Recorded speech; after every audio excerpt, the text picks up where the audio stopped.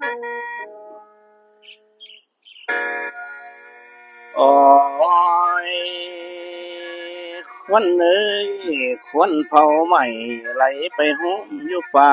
ย้อน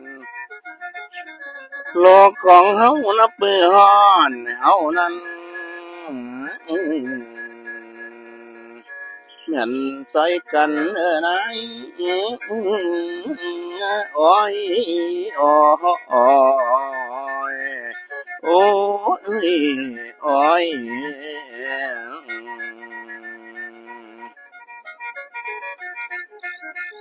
แล้ววันนี้ผมนี่เด้อสิประชาสัมพันธ์ให้เจ้าไทยทุกหมู่เราให้ฟังเอาสิได้โหประหยัดใส่น้ำใจไฟ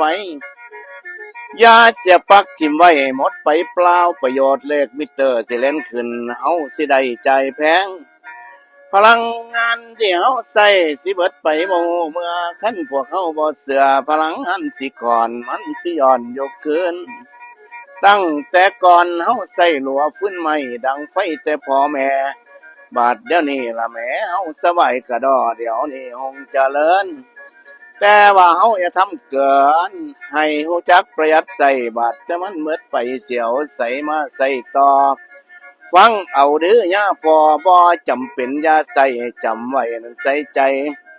พลังงานภาค7เพิ่นประชาสัมพันธ์ไว้เฮาใส่ใจคิดลดวิกฤตพลังงานเพื่อโลกเฮาภายหน้า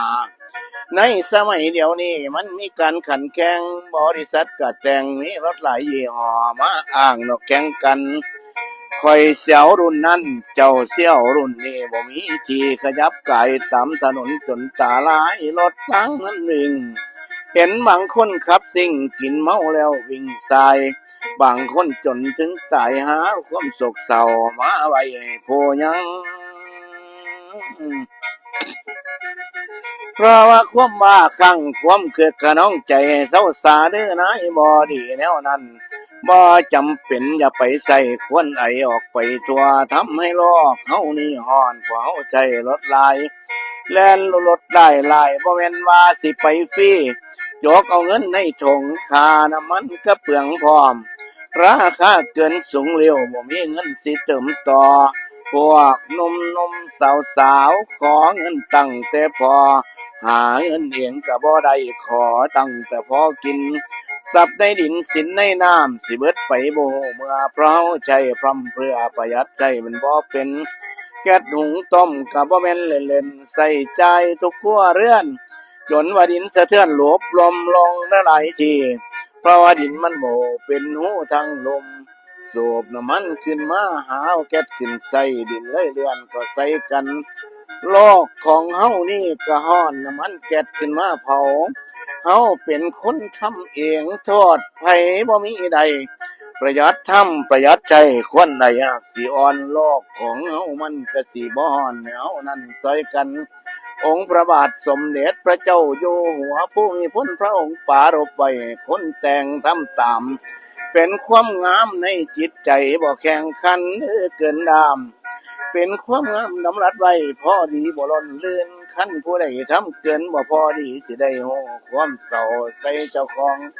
พระองค์บอกพี่น้องอยู่สัมพ่อเพียงทำความดีไปนำให้โลกคนนกย่อยองบ่ลำพ้องคุยโอว่าโตดีเกินโมคันเนาทำความดีบ่ต้องคุยเขาก็โหคนสิยอง